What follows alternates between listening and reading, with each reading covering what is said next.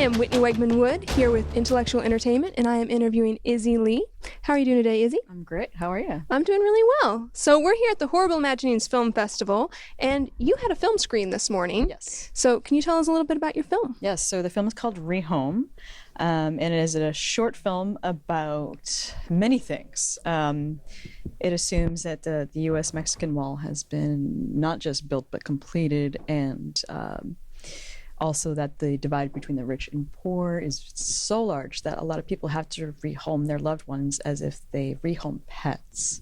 And of course, these rehome institutions are privatized because of course they would be here. Yeah, they would be. They would be. And what could go wrong? Right. Everything. And so, yeah, we don't want to give away. I got to see this film earlier, so without giving anything away, it does turn wrong. But so I can assume that our current political climate was part of the spark of this film. Yes. But what other things came into play? Because, yeah, the idea of, you think of rehoming a pet. Right.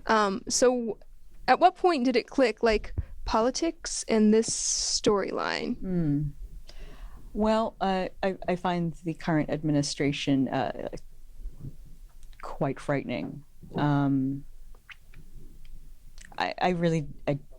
I would be here all night if we really wanted to discuss that. But I also have 2 elderly cats, and I was not doing so well financially, and I thought about having to rehome them.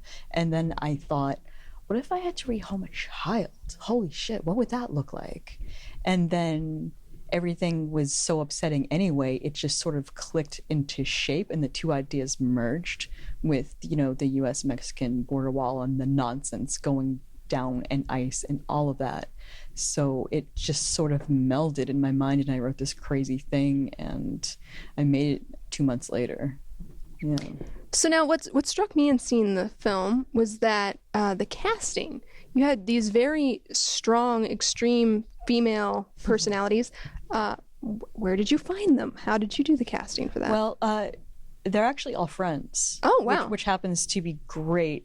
If you're, making films for a while and touring the festival circuit for a while, you end up making a lot of friends and seeing the same people again and again and again with their film. It's sort of like, going to school where you're all in the same classes, you know what I mean? Mm-hmm. Gigi Saw-Guerrero is not just an actor, but she's a director in her own right, and she just made Culture Shock for Hulu and Blumhouse, and it's extremely similar in terms of theme and what the film is, sort of trying to, I don't want to say scare us, but teach us about, you know what I mean? What if this went too far? So, and funny enough, it happened at the same time, and we didn't plan that. She directed that film, and starred in mine. And the films have played together at a couple of festivals like Fantasia and Cinepocalypse, and it just was a really strange and happy accident. And Casey Lansdale, who plays the opposite, the blonde, the Texan, she's Joe Lansdale's daughter, who is the renowned horror author of Bubba Hotep, Happen Leonard, and Cold in July. And we've been friends for a couple of years. She was in another short of mine previously called Postpartum, which also played Horrible Imaginings. And Morgan Peter Brown, I had seen on the circuit a couple of times as well, and we got to know each other just a little bit. I'm like, you really just play usually an affable dad, but I know you can be sinister. I'm just looking at you, man. You have power inside you, and I want to know what that would look like. He's like, yeah, I would love more roles like that. And I said, well, let's go. That's so great that you were willing to give an actor that opportunity, because so often you get pigeonholed into this is your character type, and no one wants to look at you for anything else. And Gigi often will just play the sexy Latina, and also wanted something juicier and more substantial as well for her reel, because she does, obviously a lot of directing, but a lot of acting, and she even does voiceovers, but she hasn't really, that I can think of at the top of my head, been able to do anything especially dramatic.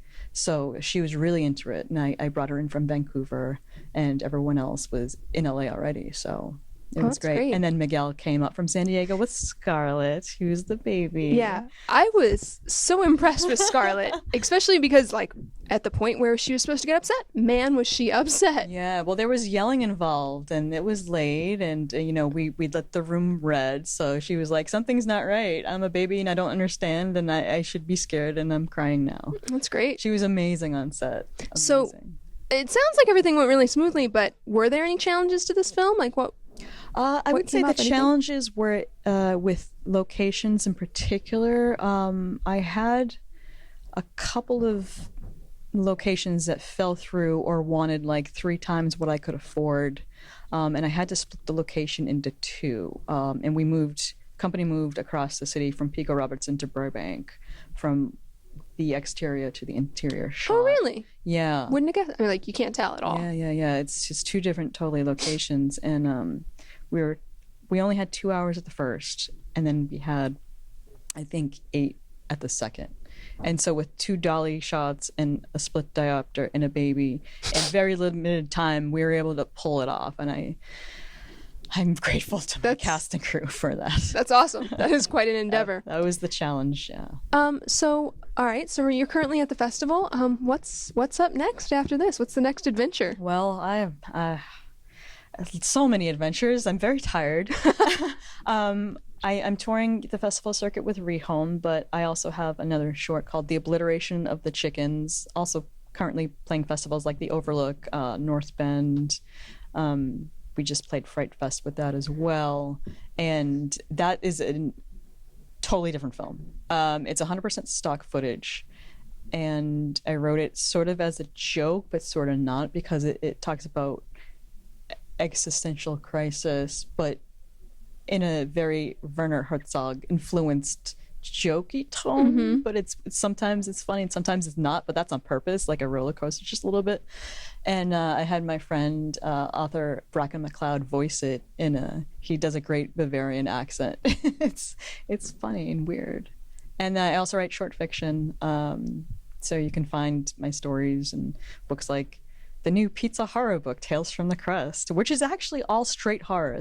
It's no comedy in there. You would think it would be, but it's not. And I just started working for a mobile app called Ficto as their VP of programming and outreach. So I am programming for an amazing new mobile app we haven't launched yet.